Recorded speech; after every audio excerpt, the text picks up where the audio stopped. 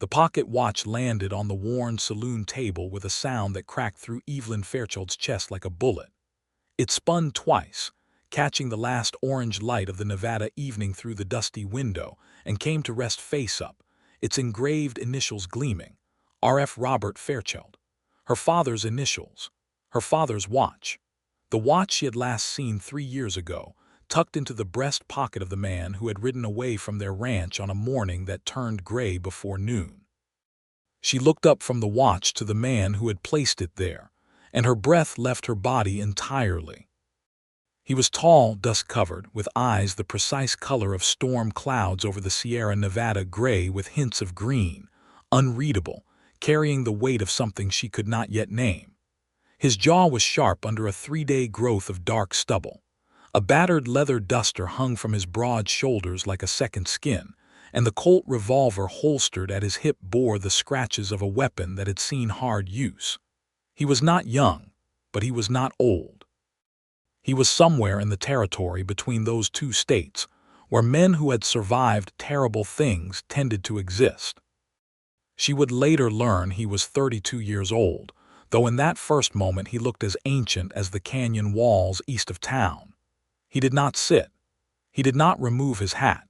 He simply stood across the table from her and said it, those words she would hear in her sleep for years afterward, both as a haunting and, eventually, as the most beautiful sentence she had ever been given. He asked me to give this to someone worthy.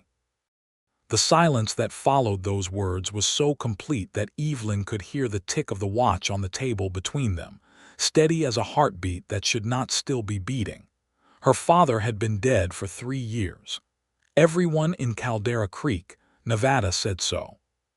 The judge had declared him legally deceased 18 months ago, which was why the bank had been permitted to begin foreclosure proceedings on the Fairchild Ranch, which was why Evelyn had been working double shifts at the Double Eagle Saloon washing glasses and serving plates to men who looked through her, and which was why she had spent every night since her father's disappearance living inside a dark past she could not escape.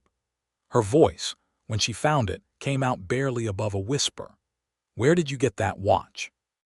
The gunslinger, she did not yet know his name, pulled out the chair across from her and sat down in one slow, deliberate movement. He placed his hat on the table beside the watch, and she saw that his dark hair was damp at the temples from a day of hard riding. "Your father gave it to me himself," he said, 14 months ago, in a mining camp outside Ely." The saloon noise continued around them, the piano in the corner playing something off-key, the low rumble of men talking over cards, the occasional bark of laughter. But between Evelyn and this stranger, the world had gone absolutely still. She felt the breath in her lungs turn cold. "My father has been presumed dead for 3 years," she said. "There was no body. There was a horse found without a rider at the edge of Copper Ridge, and men who said they heard shots in that direction, and then nothing. The judge ruled it after the 2nd year." The man across from her nodded slowly, as though none of this surprised him. "I know," he said. "He told me the whole of it. He told me he could not come back. Could not or would not." The words came out sharper than she intended, carrying 3 years of grief and rage and hidden sorrow in them. For the first time, something shifted behind those gray-green eyes. Not softness exactly, more like the recognition of pain by a person who had felt something similar and knew better than to diminish it. "That," he said quietly, "is the heart of what I was sent here to explain to you." Evelyn's hand moved of its own accord toward the watch. Her fingers closed around it, and the metal was warm from his pocket, and that warmth was the most disorienting thing of all because it felt like warmth from a living man, from her father, and she had not felt anything connected to Robert Fairchild in 3 unbearable years. Her throat tightened. She refused to cry in front of this stranger. "Who are you?" she asked. He met her gaze without flinching, and something in the directness of it made her sit straighter, made her feel that whatever this man was about to say, he would not dress it in comfortable lies. "My name is Lionel Blackwell," he said, "and I have been carrying your father's secrets across 4 states for over a year, trying to find the right moment to bring them to you without getting you killed in the process." The piano played on. The lamp above them swayed in a faint draft. Outside, the last light died over the Nevada hills, and Evelyn Fairchild, who had taught herself not to hope for anything she could not earn with her own two hands, felt the first dangerous crack in the wall she had built around herself since the morning her father had not come home. She did not know yet that this man, this road-worn, cautious, secretive man with his storm-cloud eyes and his careful words, was going to change every single thing about her life. She did not know that the secrets he carried were dark enough to destroy them both if they were not careful, or that the hidden motives behind her father's disappearance ran deeper than a missing rancher and a presumed dead body. She did not know that by the time those secrets were fully revealed, she would trust Lionel Blackwell with more than her father's watch. She would trust him with everything. But all of that was still ahead of them. Right now, in the amber light of the Double Eagle Saloon in Caldera Creek, Nevada, in the autumn of 1883, Evelyn Fairchild looked at the man across the table and said the only thing she could think of. "Then you had better start talking." Lionel Blackwell had not planned on arriving in Caldera Creek on a Tuesday. He had not planned on arriving at all, if he was being fully honest with himself, which was something he had been increasingly unable to avoid doing, since Robert Fairchild had pressed that pocket watch into his hands in the thin mountain air outside Ely, Nevada, 14 months ago, and said the words that had altered the course of Lionel's already complicated life. He had been in Ely because a man named Doyle Prescott had hired him as a guard for a silver transport. This was the kind of work Lionel had been doing for 6 years. Ever since he had left the Arizona Territory under circumstances, he preferred not to examine too closely guard work, dispatch riding, the occasional bounty retrieval, all of it performed with professional detachment and the deliberate absence of anything resembling personal attachment. He had been good at his work precisely because he cared about none of it beyond the completion of the task at hand and the coin it produced. Robert Fairchild had blown that particular strategy completely apart. The old rancher had appeared in the mining camp the way unexpected things always appeared quietly, at an inconvenient moment, carrying the smell of trouble with him, the way a storm carries the smell of rain before anyone can see the clouds. He was gray-haired, lean, with the permanently squinted eyes of a man who had spent decades under open skies, and he had sat down beside Lionel's fire without asking permission and said, "You are Lionel Blackwell, and I have been looking for you for 6 months." Lionel had been prepared to send the old man away immediately. He had developed a comprehensive set of responses for people who sought him out, none of which were friendly.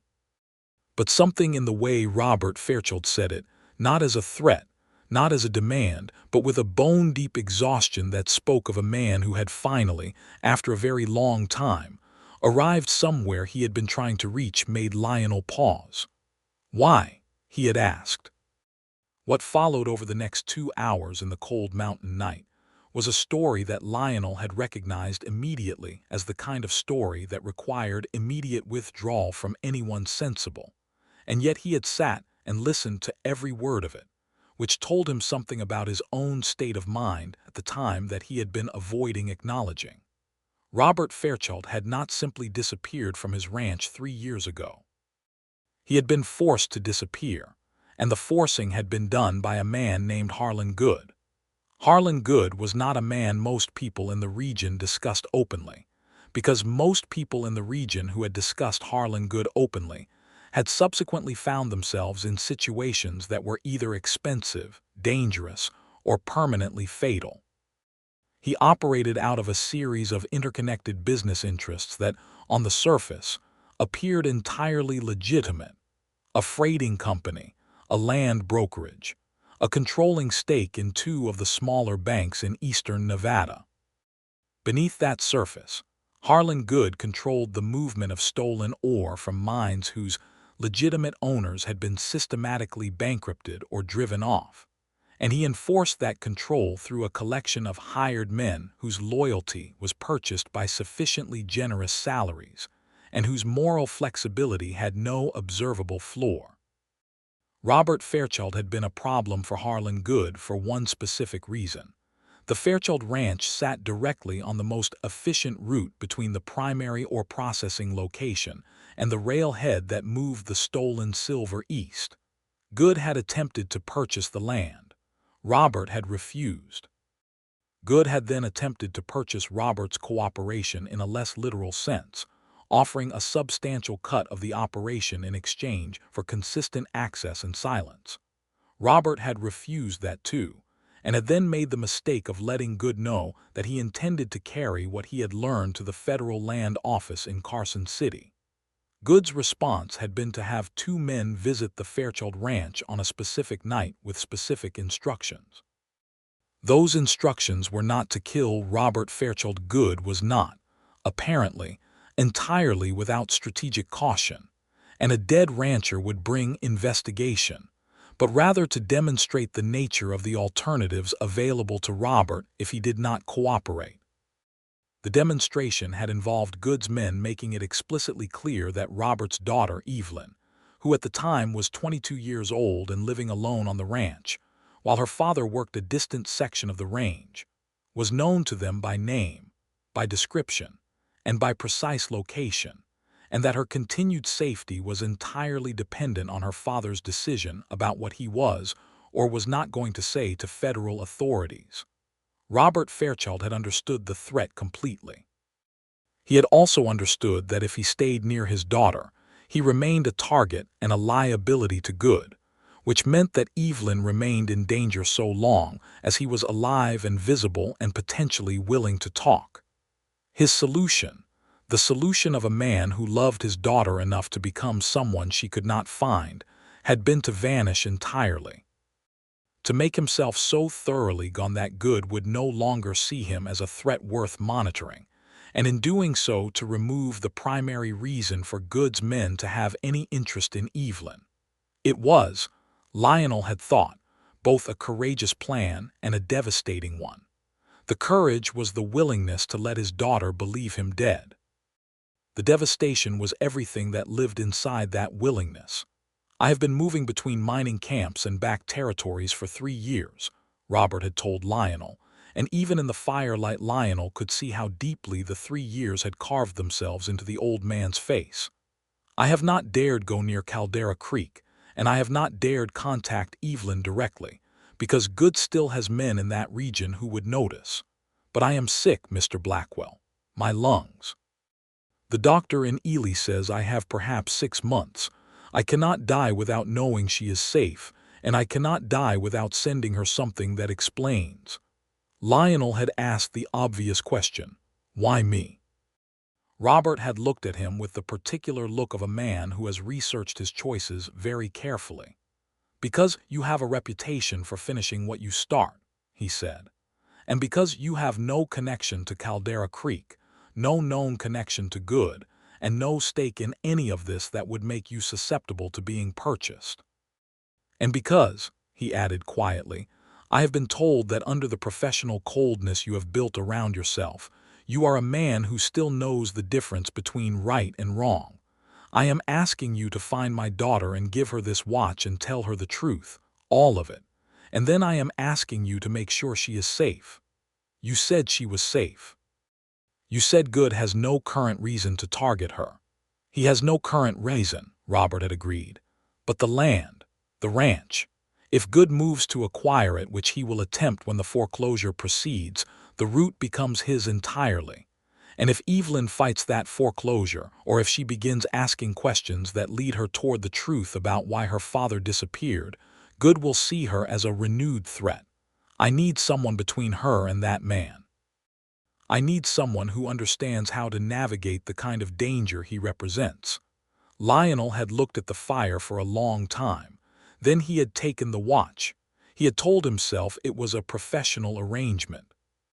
He had told himself he was taking it because the pay Robert Fairchild offered, the entirety of whatever money the old man had managed to accumulate in 3 years of careful, anonymous labor, which turned out to be a modest but not negligible sum, was sufficient compensation for the inconvenience.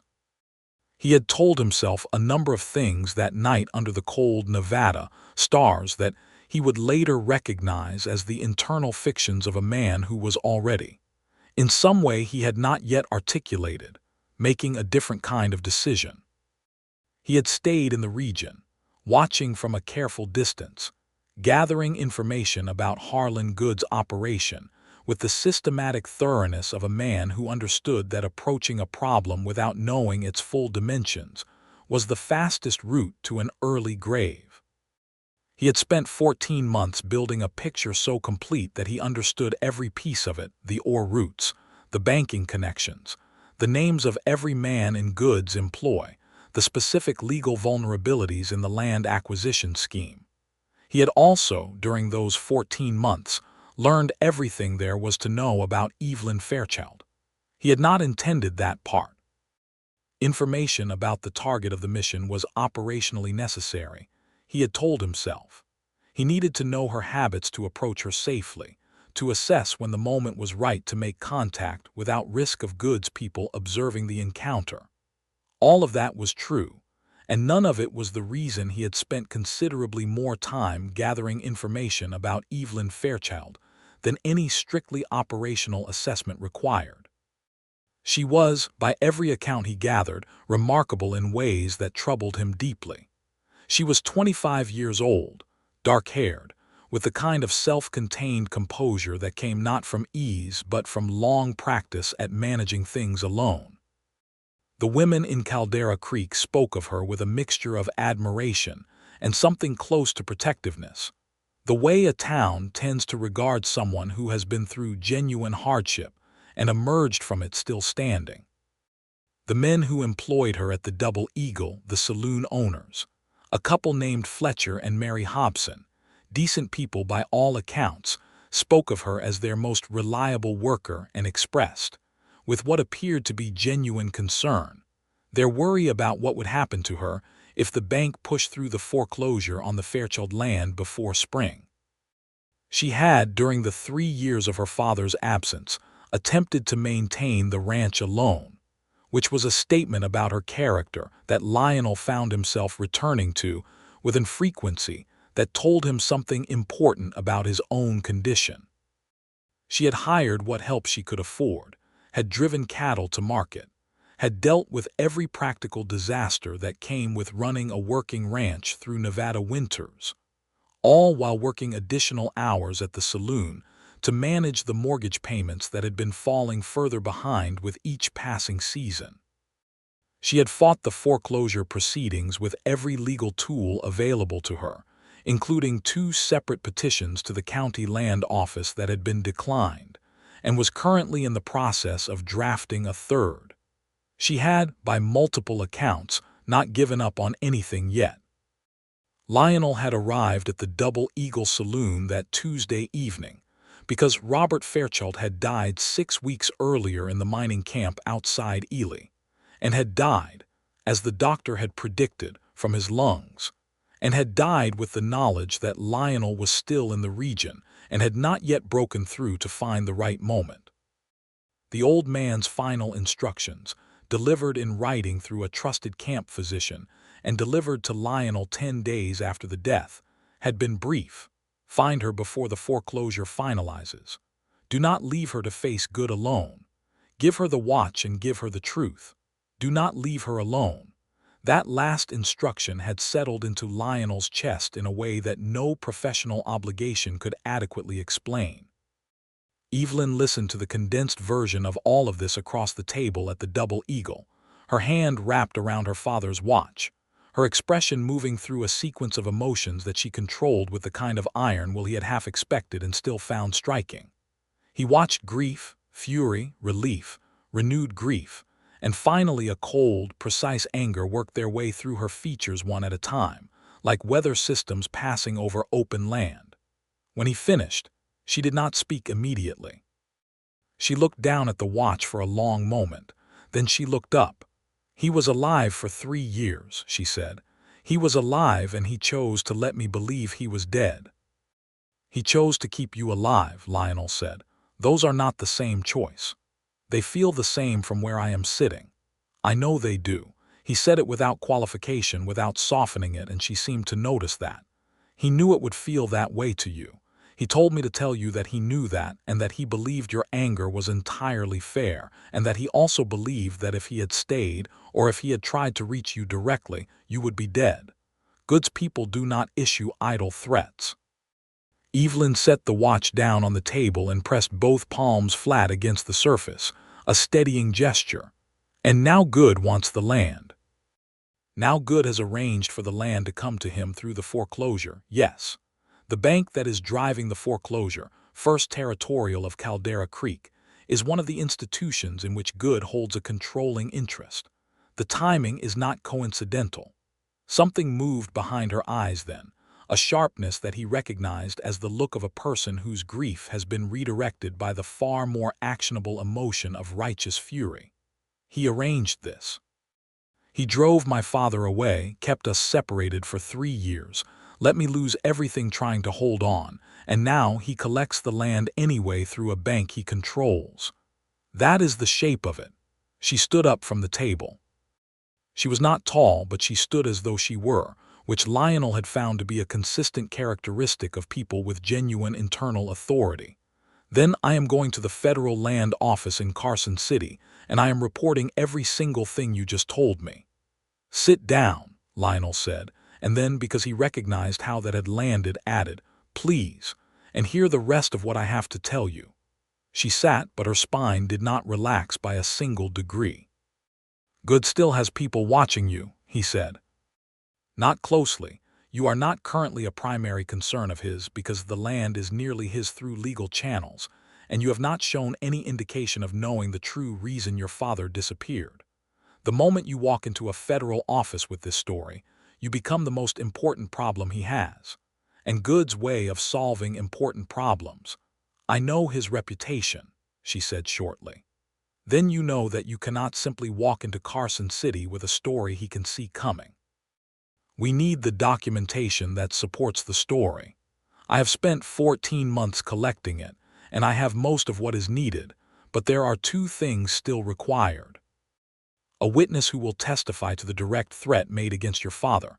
There is a man named Clarence Webb in Ely who was present when Good's men visited Robert, one of the Good men himself who has since had a significant falling out with his former employer, and is, I believe, susceptible to the right offer.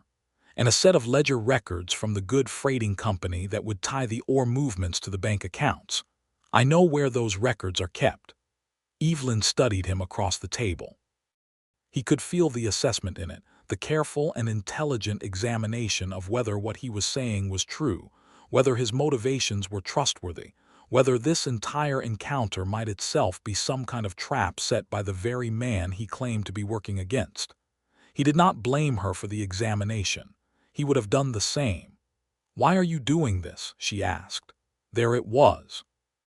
The question he had known was coming, had been constructing an answer to for some time, and had still not managed to resolve to his complete satisfaction. Your father asked me to. My father is dead. Her voice did not break when she said it.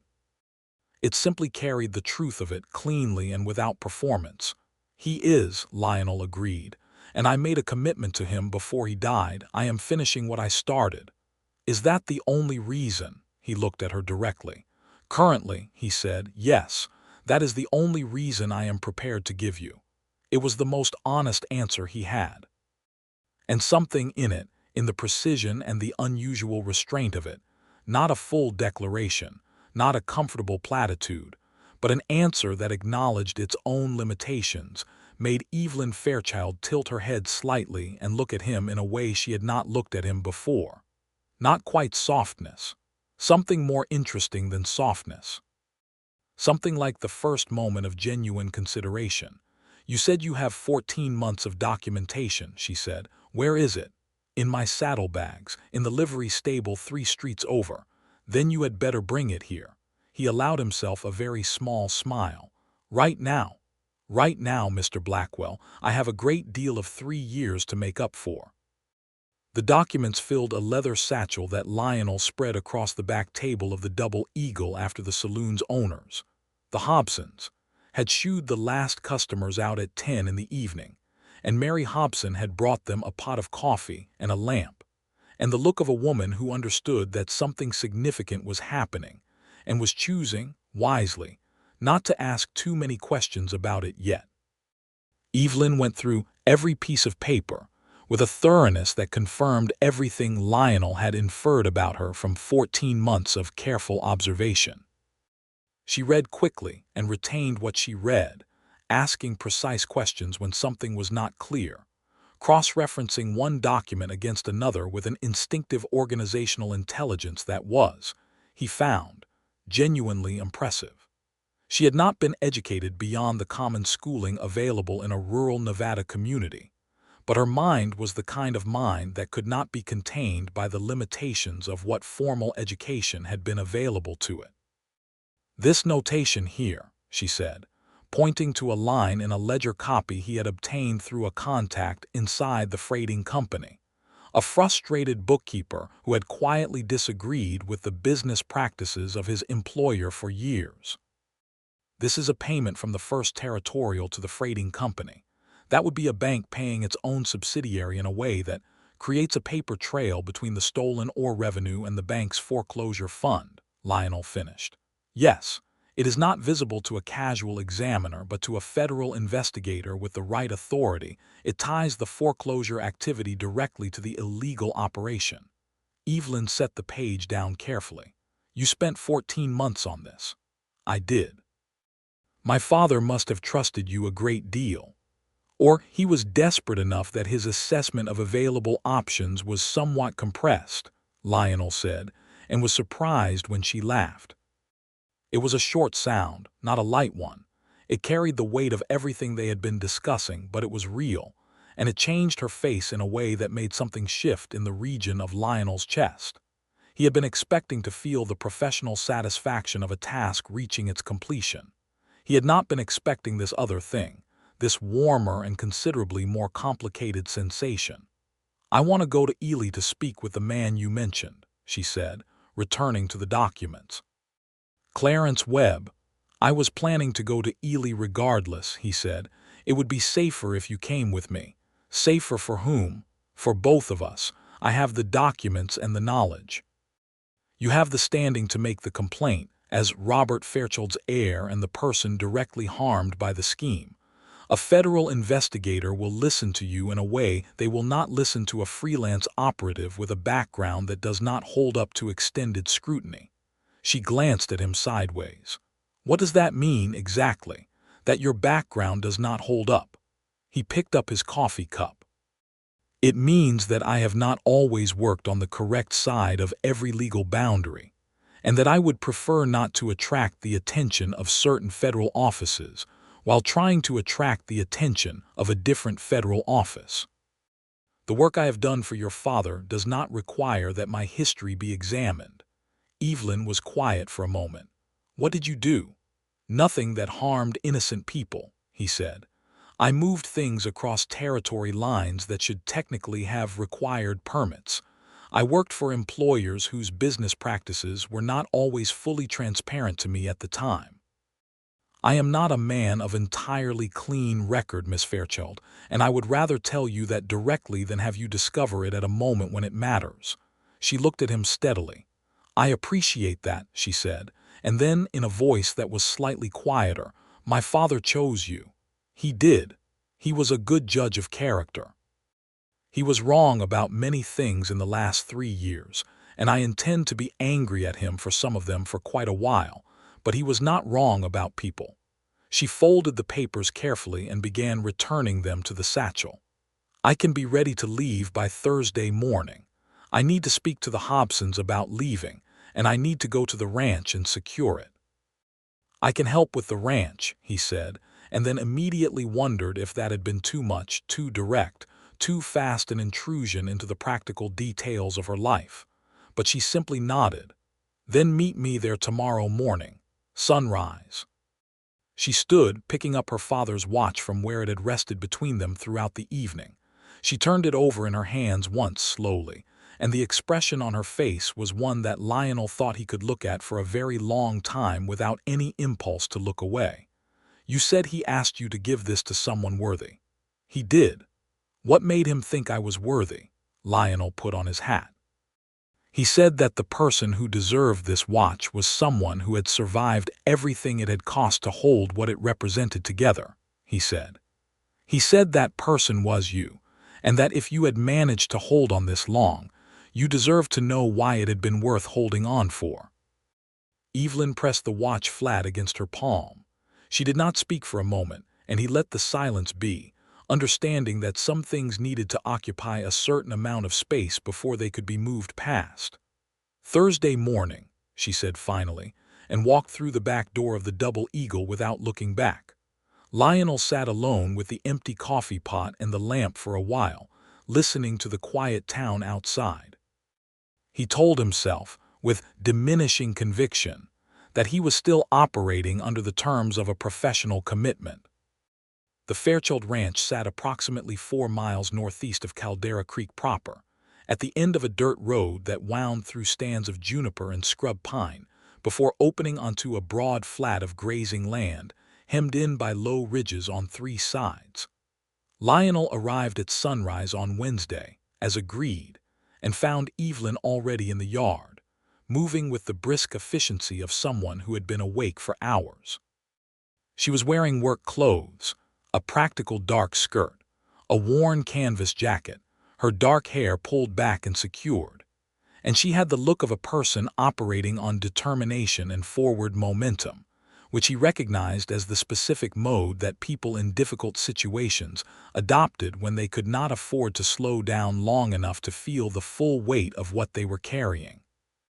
He unsaddled his horse at the hitching post she indicated and spent the morning working alongside her, and the work itself was a revelation of a kind he had not anticipated.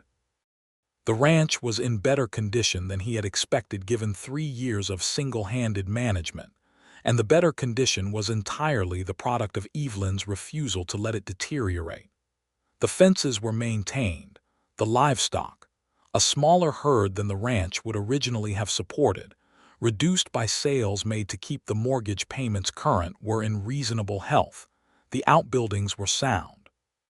She had done all of this while working outside hours at the Double Eagle, and she had done it without complaint, and apparently without asking for help from anyone who had not earned her specific trust. He fixed a section of fence she had not had time to get to, moved winter feed supply into more weather-resistant storage, and spent an hour helping her drive the remaining cattle from a far section of the range closer to the main yard where a neighbor, a woman named Agnes Tully, who ran the adjacent property, and who appeared, upon arriving that afternoon, to be one of the few people Evelyn trusted entirely, had agreed to watch over them during the trip to Ely. Agnes Tully was a woman of approximately 50, built like someone who had never had the luxury of fragility, with the evaluating eyes of a person who had seen enough of human nature to have arrived at reliable opinions about it. She looked at Lionel for a long measuring moment when Evelyn introduced them, and then said to Evelyn with no apparent concern for his presence, "He looks like trouble. He looks like he might actually be useful," Evelyn said, "which at this point is what I need." Agnes studied him a moment longer. "He looks like both," she said, which Lionel thought was probably the most accurate summary he had been offered by a stranger in some years. That afternoon, after Agnes had gone and the ranch work was done, they ate a simple meal at the kitchen table: beans and salt pork, coffee, bread that Evelyn had clearly made herself early that morning, and the domesticity of it, the ordinary plainness of the table and the food and the fading afternoon light through the window, was unexpectedly difficult for Lionel to look at without feeling something he had been carefully not feeling for a long time. "Tell me about the work you did before this," Evelyn said, refilling their coffee cups. It was the tone of a woman who wanted to know who was sitting at her table, and he respected the directness of it too much to deflect. He told her. Not everything, not the period in Arizona that he still did not speak of to anyone, but the years since, the guard work, the dispatch riding, the particular way he had constructed his life to minimize attachment and maximize mobility, the way he had become, by incremental professional choice, the kind of man Robert Fairchild had described when he listed his reasons for selecting Lionel for this task. good at finishing things, hard to purchase, free of entanglements. You chose to have no one, Evelyn said. I chose to have no complications, he corrected. That is the same thing, dressed differently. He looked at her across the table and did not argue because she was right. What happened in Arizona, she asked. He was quiet for a moment. I was with a group of men doing transport work for an employer whose full operations I did not understand completely. We were ambushed. Several men died. One of the men who died was someone I had been responsible for, a younger man I had recruited into the work. He was 19. His name was Sam Alcott, and he had a mother in Tucson. Lionel looked at his coffee cup. I survived. He did not. The employer turned out to be involved in things that were significantly beyond permit violations. I have not taken on work since then without being completely certain of the nature of what I am walking into. Evelyn was quiet for a moment. And yet here you are in the middle of something with Harlan Good. Here I am, he agreed, with 14 months of complete documentation and no ambiguities about what the situation involves, and with the daughter of a dead man to deliver a watch to. And with that, she looked at him carefully. Are you afraid of Good? I am appropriately respectful of what he is capable of, Lionel said. I am not afraid in a way that will affect my judgment. Those are two different things. I am afraid of him, Evelyn said simply. I have been afraid of something I could not name for 3 years. Now that I have a name for it, I find that I am afraid of the named thing but considerably less afraid than I was of the unnamed one. She paused. Does that make sense? Complete sense, he said. They sat in the quiet of the kitchen for a while after that, with the fire in the stove and the sound of wind picking up outside, and Lionel was aware that this was the kind of quiet that he had not sat inside of in a very long time. Not the quiet of empty rooms and solitary camps, which he was fully accustomed to. The quiet of two people who had, within the space of 24 hours, reached some foundational level of understanding with each other, and who were both aware of it, and neither of whom had yet decided what to do with the awareness. He left before dark, telling her he would return at first light Thursday morning with horses ready for the ride to Ely. He rode back toward Caldera Creek in the early evening, and the cold desert air smelled of sage and the approaching night, and he thought about Sam Alcott in Tucson, and about the way a person could spend years building a life without weight in it and still arrive, inevitably, at a morning when someone put a watch on a table in front of you and asked you to be responsible for something that mattered. He thought about Evelyn Fairchild pressing her father's watch against her palm in the amber light of the saloon, and about the way she had looked at him when he had said that Robert believed she was worthy. He was still telling himself he was finishing a professional obligation. He was no longer entirely certain he believed it.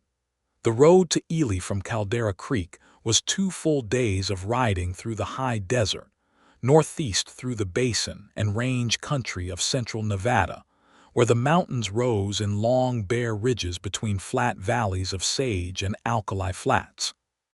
They left Thursday at first light, Evelyn on a capable roan mare that she handled with the easy confidence of someone who had been riding since before she could clearly remember. Lionel on the big gray gelding he had been riding for 3 years, and who was, by this point, the most continuous relationship in his life. The first day they covered ground efficiently, and largely in silence of a kind that did not feel empty. He watched the landscape, and she watched it alongside him, and occasionally one of them said something about what they were looking at, or about the information in the documents, or about specific logistical details of the approach to Clarence Webb when they arrived.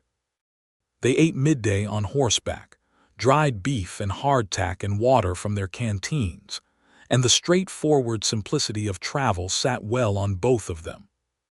By late afternoon of the first day, the conversation had deepened past logistics in the gradual way of two people who have spent enough time in each other's physical proximity that the social surface of things starts to wear through to something more genuine underneath. She asked him where he was from originally, and he told her Pennsylvania. a farming family in Lancaster County, which made her look at him with the expression of someone recalculating something. He told her about the farm and about being one of 4 brothers and about the way he had been 17 when he decided, with complete and irreversible certainty, that the life mapped out for him in Pennsylvania was not the life he could live, and about the argument with his father that had followed that decision, and about the morning he had walked out with what he could carry and not looked back. "Do you ever wish you had looked back?" she asked. "Sometimes," he said honestly. "Mostly I wish I had looked back long enough to say something better than what I said. The thing I said was not worth walking away on." "What did you say?" "I told him that everything he had built was too small for me." He paused. "I was 17. That is the only partial excuse available." She considered this. "Did you ever go back?" "My father died when I was 23. I went back for the funeral. My brothers and I are civil in the way of people who have found a sustainable arrangement with the fact that they do not entirely understand each other." "My mother died when I was 12, Evelyn said. "Fever. After that it was just my father and me. The ranch was his whole world and also his way of taking care of me, and I let it become mine too because I love it, genuinely, but also because it was the clearest connection to him that remained." She was quiet for a moment, looking at the far ridgeline going rose and gold in the late light. "Now I am fighting to keep it, and he has been gone for 3 years and is now gone permanently, and I find myself wondering whether I am fighting for the land or for him, or for some version of myself that still exists in relation to him." Lionel looked at her profile in the late light and thought that she was one of the most honest people he had encountered, in the sense of being honest not just about external facts, but about the interior complexity of her own motivations, which was a rarer and more demanding kind of honesty. "Probably all 3, he said. "And probably it does not matter which one is primary because the outcome of the fight is the same regardless." She looked at him sideways. "You are not what I expected." "What did you expect?" "Someone harder," she said. "Someone who spoke less. Someone who offered information but not themselves." "I have been offering information only for a long time," he said. "I find it is increasingly insufficient."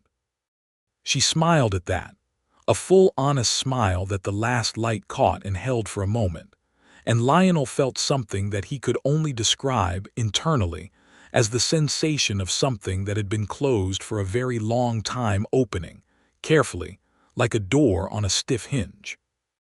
It was not comfortable. It was not the absence of risk. It was something considerably more significant than comfort, and considerably more alarming than risk, and he rode with it in silence for a while as the desert turned purple, and the first stars appeared, and they began to look for a campsite for the night.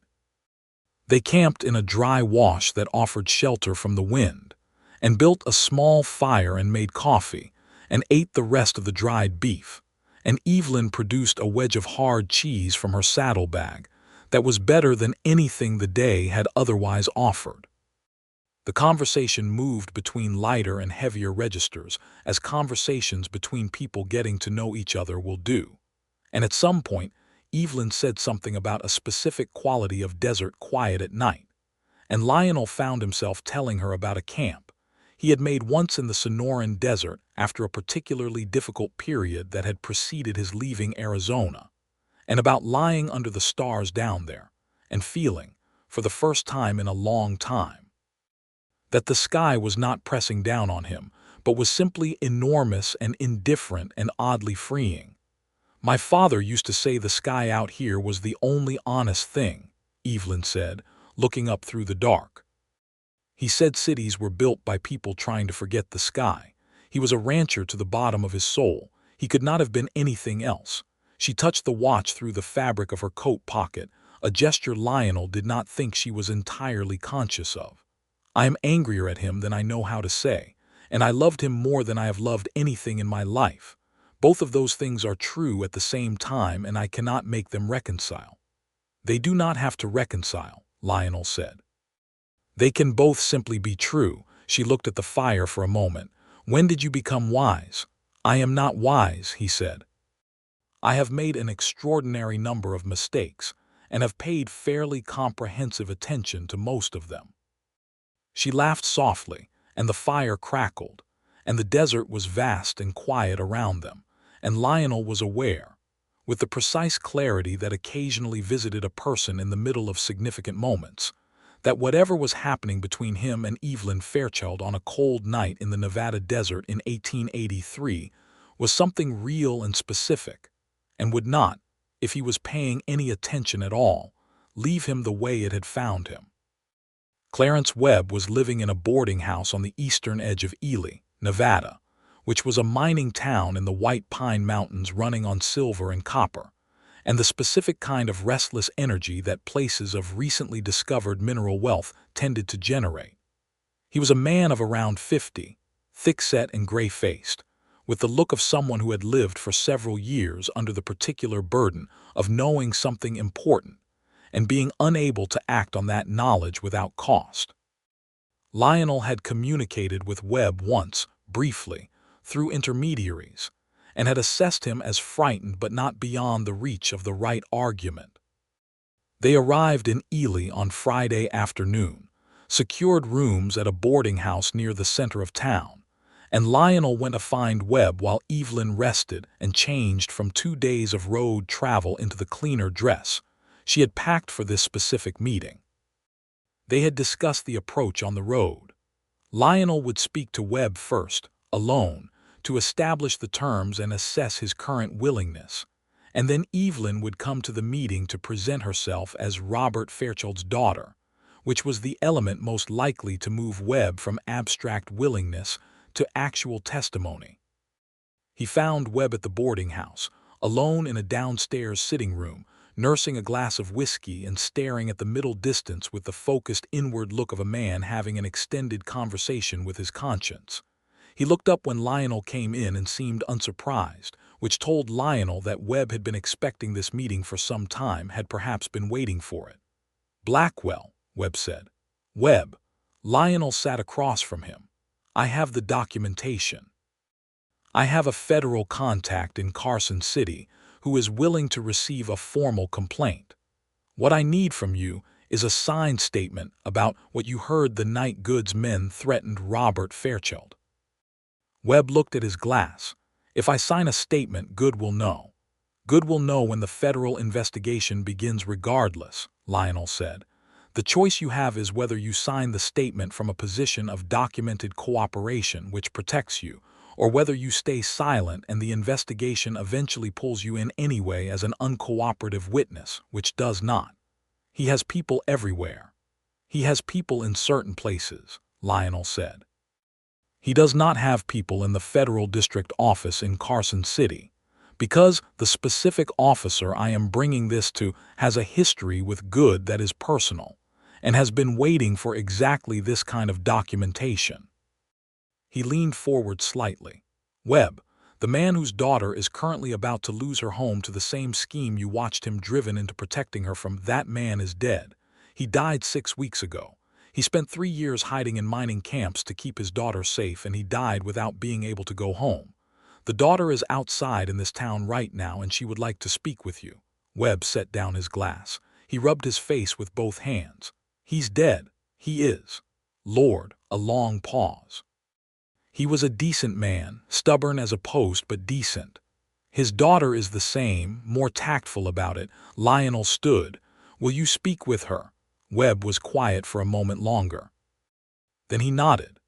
Evelyn had arrived at the boarding house by the time Lionel went to find her, wearing a dark green dress that Lionel had not seen before, and that made him immediately and involuntarily aware of the difference between the practical work-clothed woman he had spent 2 days riding with, and the woman who could, when the occasion required it, present herself with the particular combination of dignity and directness that made people take her seriously in the first meeting. She was calm with a composure that Lionel recognized as costing her something, and when he brought her into the sitting room and she saw Clarence Webb, she crossed to him and extended her hand and said, "Mr. Webb, my name is Evelyn Fairchild. I believe you knew my father."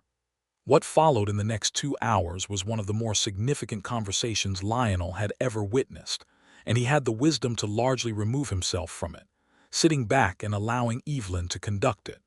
She was patient with Webb in a way that did not condescend, persistent in a way that did not threaten, and honest about her father's death in a way that clearly affected the older man deeply. By the end of the second hour, Clarence Webb had agreed to sign a full statement, and was, visibly, somewhat lighter than he had been when they entered, the relief of a man who has been carrying a thing he should not have been carrying alone, and has finally been given an appropriate place to set it down. They ate dinner that evening at a restaurant on the main street of Ely that was substantially better than anything available in Caldera Creek, and they ate it with the particular quality of appetite that belongs to people who have accomplished something real after a long period of sustained effort. The mood was lighter than it had been all week, and somewhere in the middle of it, Evelyn told a story about a specific disastrous cattle auction she had attended the previous spring, where a combination of bad weather and an inexperienced auctioneer and one extremely uncooperative bull had produced a sequence of events that was, in retrospect, significantly funnier than it had been at the time. And Lionel laughed more fully than he had laughed in an interval of time he could not immediately calculate. And she looked at him with a warmth in her expression that he felt in the center of his chest like sunlight on a cold morning. He was not telling himself it was purely professional any longer.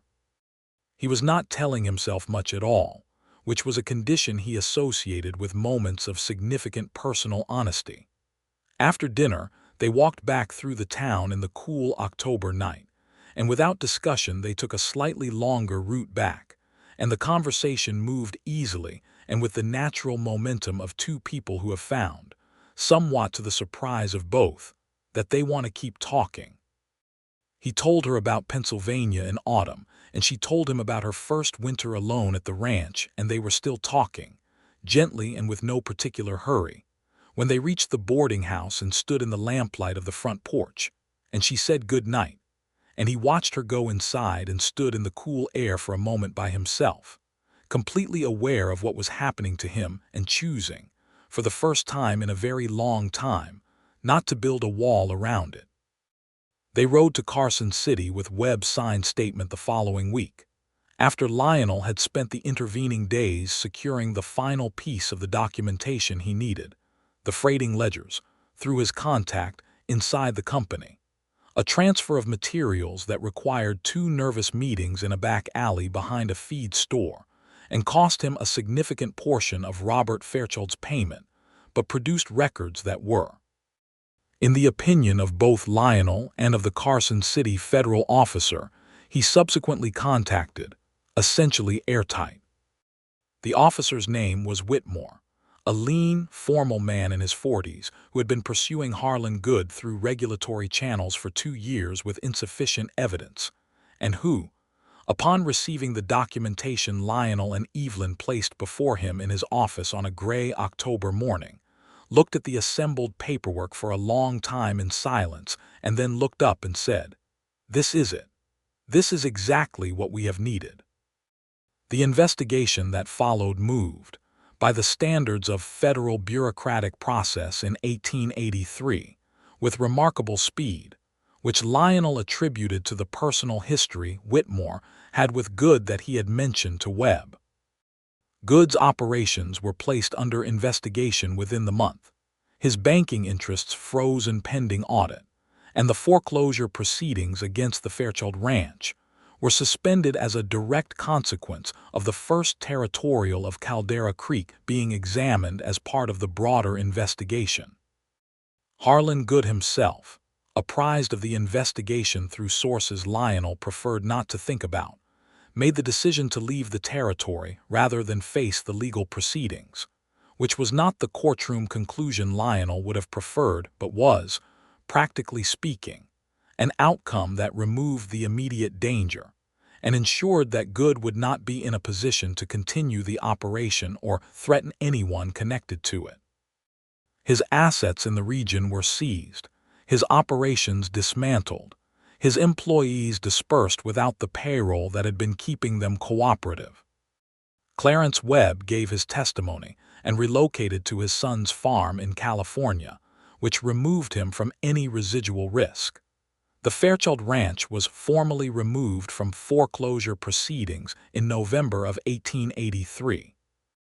On the morning that the legal document confirming this arrived at the ranch, delivered by a rider from the county seat, the paper official and stamped with the appropriate seals, Evelyn read it at the kitchen table, and then set it down very carefully and sat for a long moment with her hands folded on top of it and her eyes closed. Lionel, who was there because he had been there almost every day for the past several weeks, let the silence be what it needed to be. When she opened her eyes, they were bright in the way that was not quite tears. "It is ours," she said. "It is still ours." "It is yours," he said. "It was always yours." She looked at him across the kitchen table. "I could not have done this without you." "You could have," he said. "It might have taken longer and the route would have been more dangerous, but you would have found a way. You do not give yourself sufficient credit for what you are capable of." "Lionel." She said his name directly, and he went very still in the particular way of a person who has been navigating carefully around something and has just had that thing placed directly in front of them. What happens now? He understood what she was asking. She was not asking about the legal situation which was resolved. She was asking about him, about them, about the thing that had been building between them since the first night at the Double Eagle when he had put a watch on the table and said words that had not, even then, been merely professional. "That depends," he said carefully, "on what you want." "I want you to stop being careful about this," she said, with the directness that was specific to her and that he had come to find more moving than any other characteristic he had encountered in any other person. "I want you to tell me what you actually think, without managing it." He was quiet for a moment that felt longer than it was. "What I actually think," he said, "is that I came here to complete an obligation, and somewhere between the first night and this morning I stopped being able to distinguish between the obligation and everything else. What I actually think is that the prospect of completing this and leaving is the most unwelcome thing I can currently imagine. What I actually think," he said, and his voice was lower and quieter than it had been, "is that I have been fighting becoming someone who wants to stay in one place for 6 years, and I am losing that fight, and I find that I do not entirely mind losing it." Evelyn looked at him across the table for a moment that held an extraordinary amount in it. Then she reached across the table and put her hand over his, and the touch was warm and deliberate and completely unambiguous. "Then stay," she said. He turned his hand over and held hers. "Yes," he said, "I will stay." What followed was neither immediate nor simple, which was appropriate because neither of them were people who operated in immediacy or simplicity, and because the kind of connection that had developed between them was not the kind that required the particular drama of a sudden declaration so much as the kind that required the slower and more lasting drama of two people deciding, day by day and choice by choice, that the person in front of them was worth the specific vulnerability of being genuinely known. He found work in the region. There was always need for a capable and reliable man in a territory that still moved a great deal of material across open country, and he chose his employers with the care he had promised himself after Arizona. He helped at the ranch on his days free from the work, and the help was offered and accepted as what it was, the contribution of a man who was building a stake in a place and a person, not the charity of a passerby. Evelyn, who had an acute sensitivity to being managed or patronized, would not have permitted the latter, and recognized clearly the difference between the two. There were difficult conversations in those months. He told her about Arizona in full, not the condensed version he had offered at the kitchen table in October, but the complete account, including his specific role in recruiting Sam Alcott, his assessment of his own failures of judgment and due diligence, and the way the guilt of it had colored the subsequent 6 years of his life. She listened to all of it without softening it for him, without dismissing it, and then said the specific thing that he had not known he needed someone to say. "You have been paying for this for 6 years already. You do not have to keep paying indefinitely. That is not justice. That is self-punishment." He sat with that for a long time. She had her own difficult conversations with him. She told him about the years of the ranch alone, not the practical version she had given at the Double Eagle, but the interior version, the nights when the silence of the house had been unbearable, and the mornings when getting up had required a conscious decision she was not certain she had the material for, and the specific grief of attending the legal proceedings that declared her father deceased, and sitting through them knowing, somewhere beneath the grief, that something about it had never felt entirely right, and yet being unable to hold onto that intuition against the steady weight of official certainty. He listened to all of it with the same attention he paid to everything she said, which was the specific kind of attention that makes the person receiving it feel as though they have been genuinely heard, and she found that receiving it was a completely different experience from having it.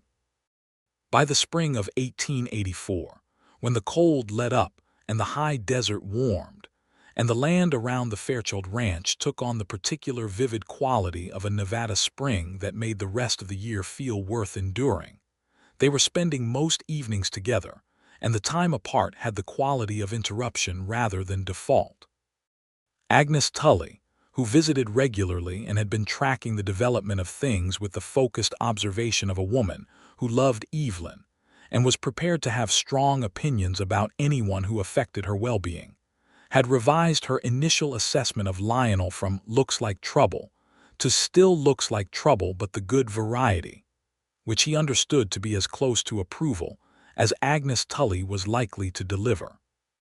On a Saturday evening in April of 1884, they were sitting on the porch of the ranch house in the last of the day's warmth, and the conversation had been comfortable and then had gently ceased, as it sometimes did, into a quiet that was its own form of contentment, and Evelyn said, without particular preamble or drama, the way she said most things that were actually significant, "I think you should stay permanently, not in the region, here, on this ranch, with me."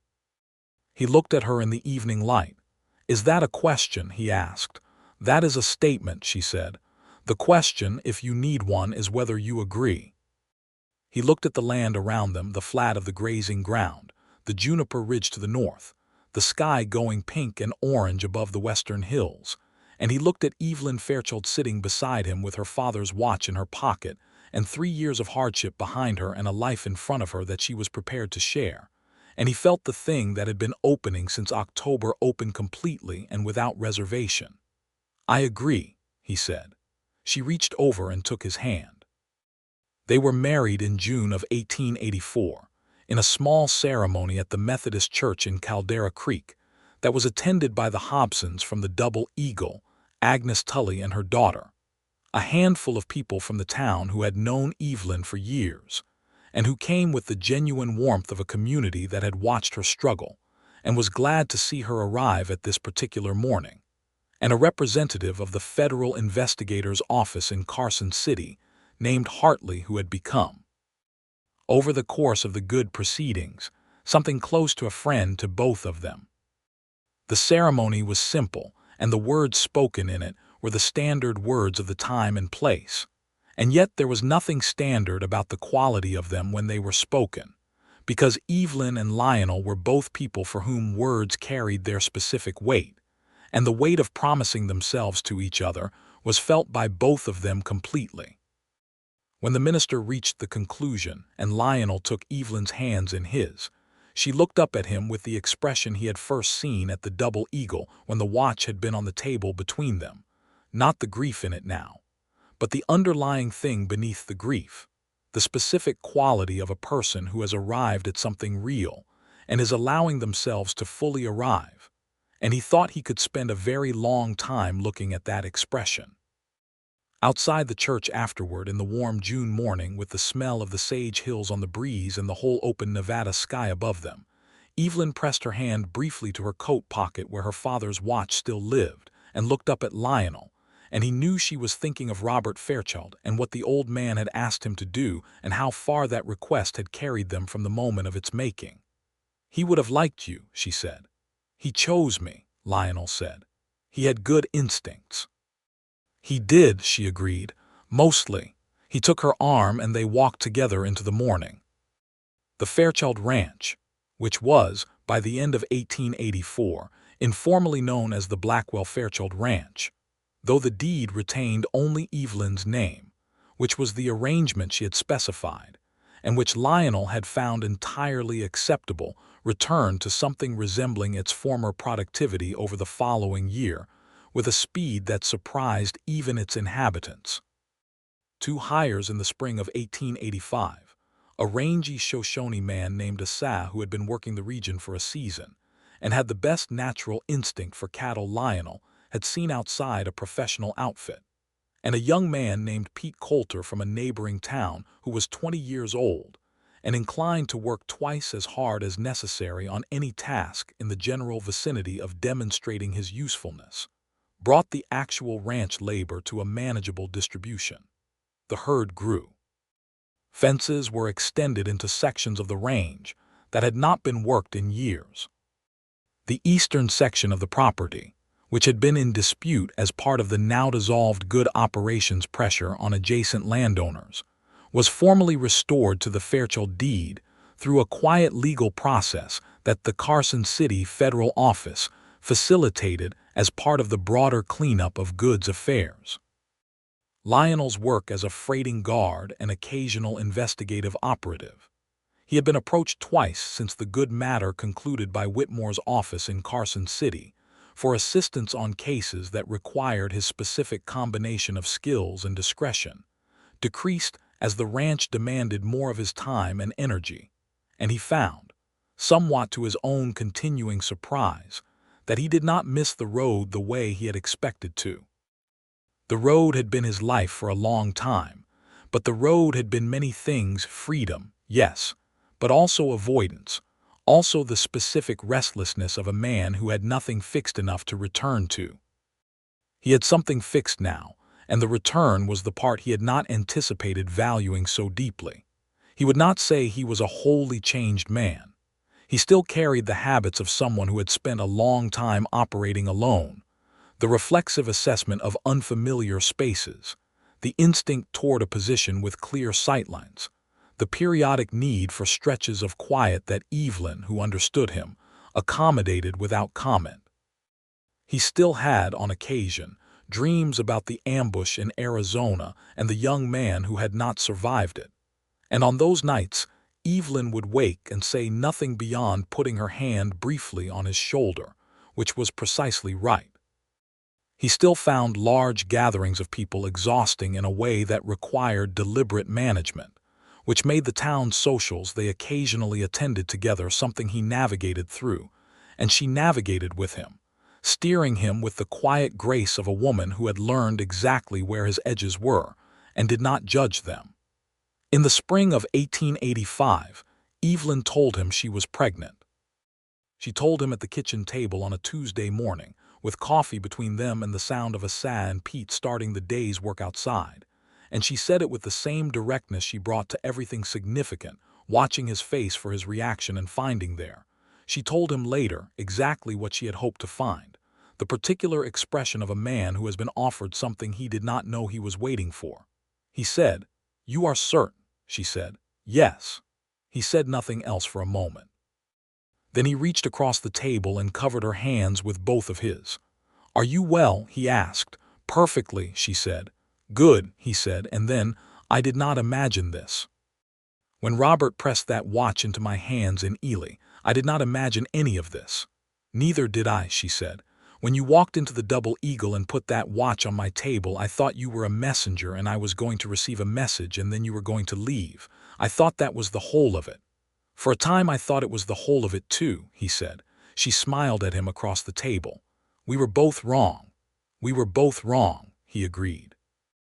Their first child, a son, was born in November of 1885 at the ranch, attended by the doctor from Caldera Creek and by Agnes Tully, who arrived before either of the other two and who was the first person other than his parents to hold him, and who looked down at the dark-haired, already loud, fully present small person in her arms and said, "Well, he is going to be trouble," in the precise tone of someone who considers trouble of the right variety and acceptable quality.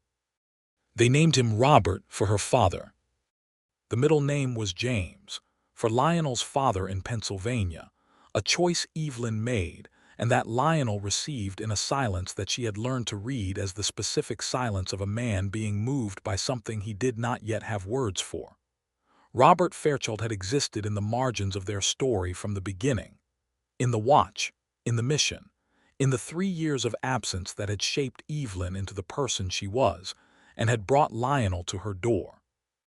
Having his name in the household now, attached to a living, growing, extremely energetic small person who had his mother's eyes, and as he grew older, his father's expression of profound assessment whenever anything new was placed in front of him, was a way of keeping the old man present that managed, somehow, to be a comfort rather than a wound.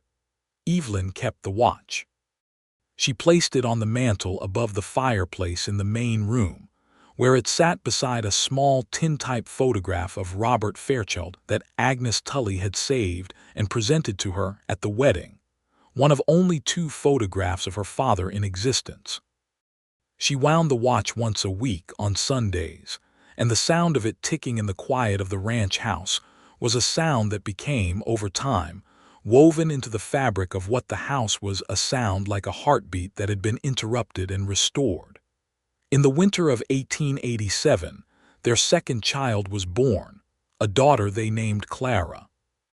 She had Lionel's gray-green eyes and an opinion about everything, and a volume of expression that suggested she intended to ensure those opinions were heard throughout any space she occupied, which was, Evelyn told Lionel when they had recovered sufficiently from the noise to be able to discuss it with objectivity, an excellent characteristic for a person to have if managed appropriately. The ranch by 1887 was prospering. Asa had become something close to a partner in the operation, his knowledge of the land and the cattle being so central to the ranch's daily function that the formal arrangements had been renegotiated twice to better reflect his actual position. Pete Coulter had stayed too, had grown from the eager 20-year-old they had hired into someone reliable and steady, and had recently begun courting the daughter of the blacksmith in Caldera Creek, in a situation that Evelyn followed with the affectionate attention of a woman who had enough happiness to be interested in everyone else's. The region was changing. The railroad had moved closer to Caldera Creek, and with it, the specific transformation that rails always brought to western settlements. More people, more commerce, more complexity, the slow redefinition of what a town was in relation to the rest of the country. Caldera Creek in 1887 was not the town it had been in 1883, and by 1890 it would be different still. Lionel watched the changes with the evaluating eye of someone who had traveled enough of the West to understand the arc of the thing, who knew that the territory his life had been lived in was already in the early stages of becoming something else. He did not feel, as he once would have, the pull to move before it changed completely. He felt instead the particular rootedness of a man who has decided that what he is part of is worth being present for through all of its alterations. In the late summer of 1888, a letter arrived from Pennsylvania. It was from his eldest brother, Thomas, and was written in the careful, formal script of a man who did not write frequently and wanted to get it right when he did. It said that their mother, who had been ill through the winter and spring, had died in June peacefully at home, and that Thomas thought Lionel should know. He read the letter at the kitchen table with Evelyn and Robert, who was 2.5 and at an age where any seated adult at the kitchen table was an opportunity for climbing, and set it down when he had finished and sat quietly. Evelyn put Robert down from the table and took the letter and read it, and then set it beside him and said nothing, simply put her arm across his shoulders, and he leaned into her and felt the specific grief of someone who has never fully resolved a relationship before the other person died, and who has to live with that incompleteness. He had not seen his mother since the funeral for his father 9 years ago, and that too had been brief and insufficient, and there was no way now to make it otherwise. "She knew you left because you had to," Evelyn said quietly. "Mothers generally understand more than children realize." "You do not know that," he said. "No," she agreed. "But I believe it, and I think believing it is better than the alternative, and I think she would have chosen that you believe it too." He wrote to Thomas that week, a longer letter than he had written to his brother in years, and one that was more honest than any letter he had previously sent, because he had, in the 4 years since Caldera Creek, become someone considerably better at the kind of honesty that requires actual exposure rather than the disclosure of facts. He did not know if it would repair what 6 years of distance had damaged, but the writing of it felt necessary, and Thomas's reply, which came 2 months later and was warmer than Lionel had dared expect, was the beginning of a correspondence that became, over the following years, a real thing. The recovery, across a significant distance, of a connection he had thought permanently forfeited. Robert Blackwell turned 4 in November of 1889, and Clara turned 2 that same winter, and the household on the Fairchild Blackwell ranch had arrived at the particular organized chaos of a working home with young children in it, which was a form of noise and complication, an unexpected joy that Lionel had never in his life anticipated being the inhabitant of, and which he would not have traded for the most open road in the territory.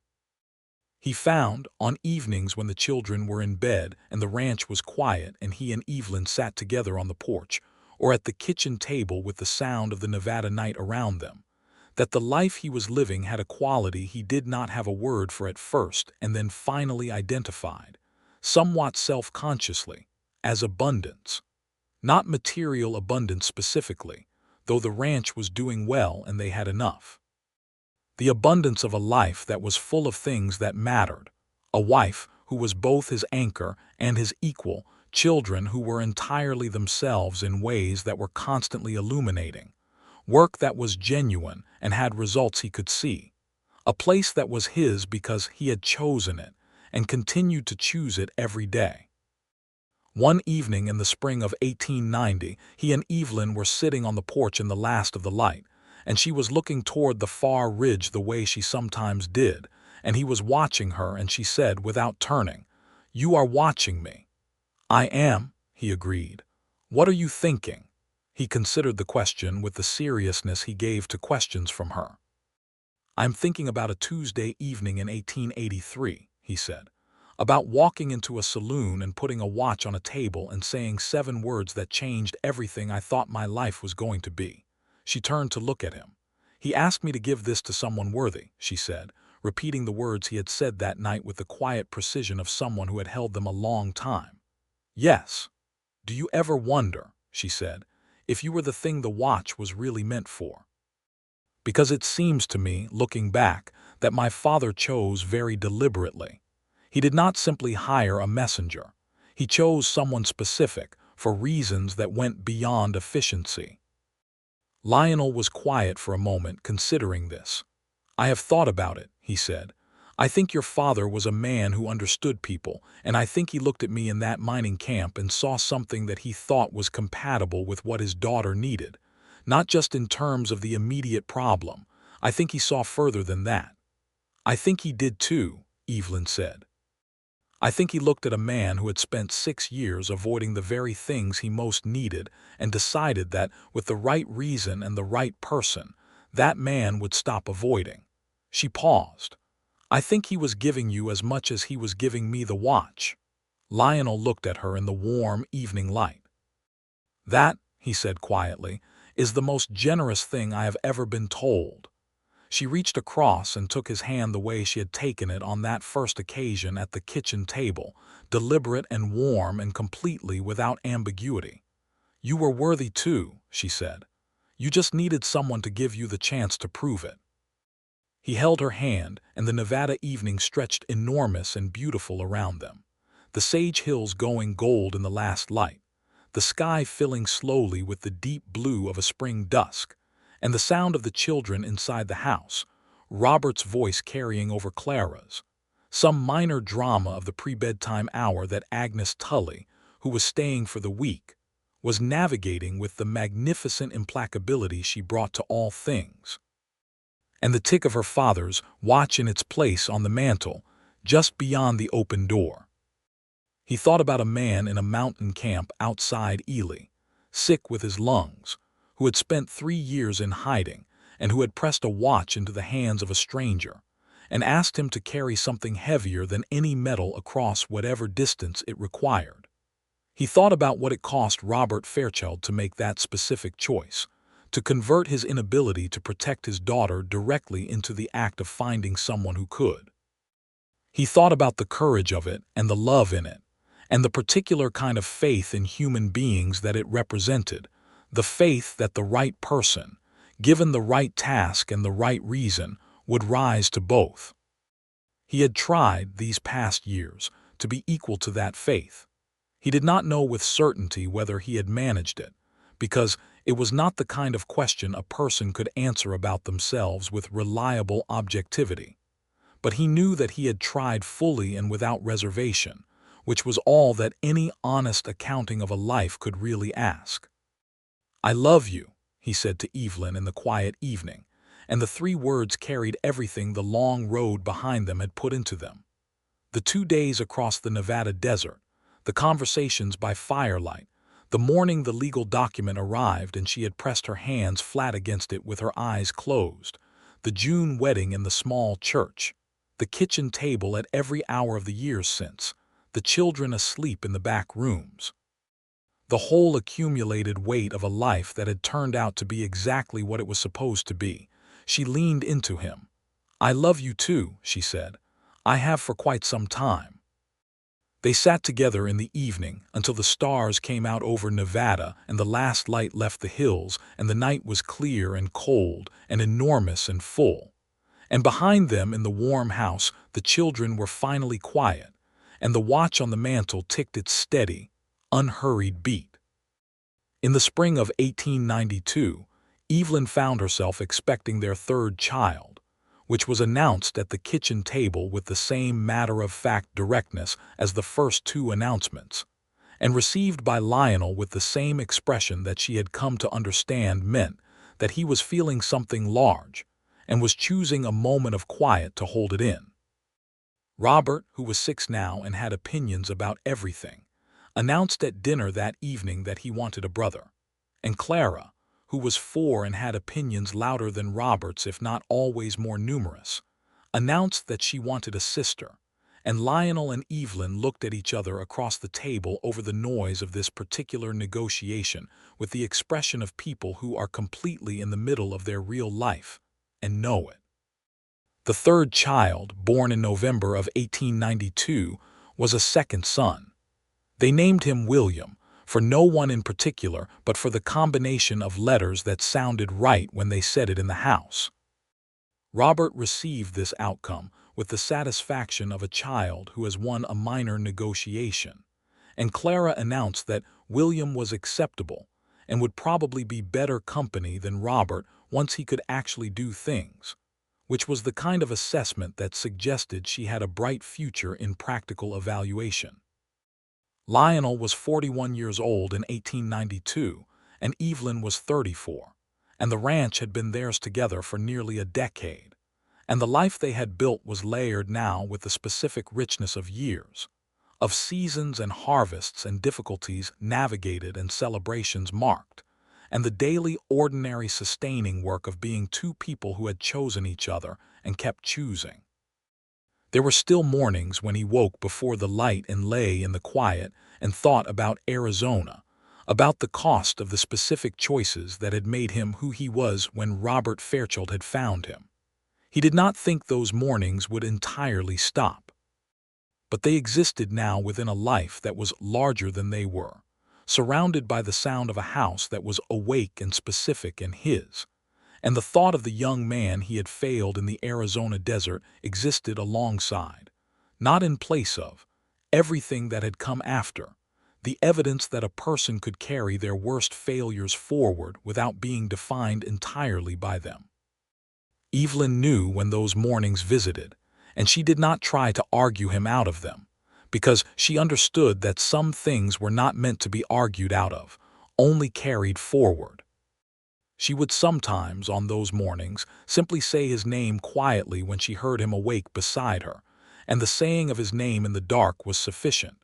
It was the sound of a person who knew where you were and intended to remain there.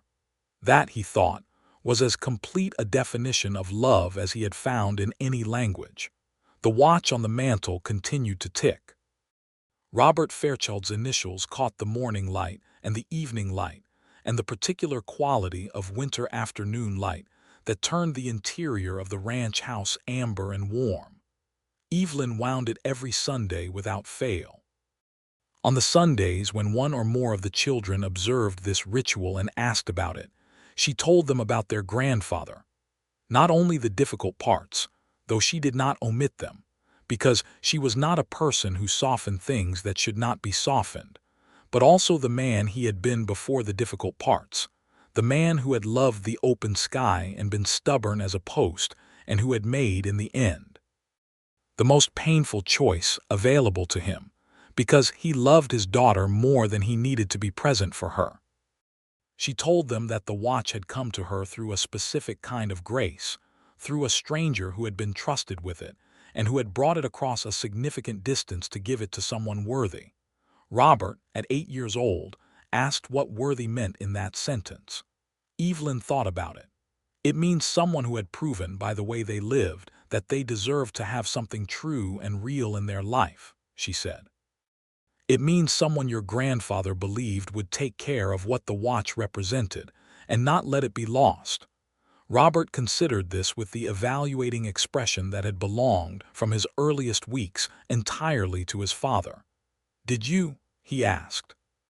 Evelyn looked across the room to where Lionel was watching her from the doorway with the quiet attention he had given her for 9 years, and which she did not think she would ever stop being grateful for. "Yes," she said, "I believe I did." The Nevada afternoon light came through the window and the watch on the mantel ticked, and the house was warm and full in theirs. And outside the ridges stood against a sky that was honest and immense and free.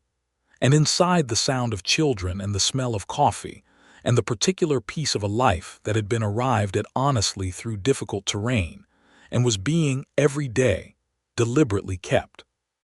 Lionel came across the room to where she was sitting and stood beside her, and she reached up without looking and took his hand, and the gesture was so practiced and so complete and so entirely itself that there was nothing more to be said about it. This was the life. This was what the watch had been given for. This was what worthy meant.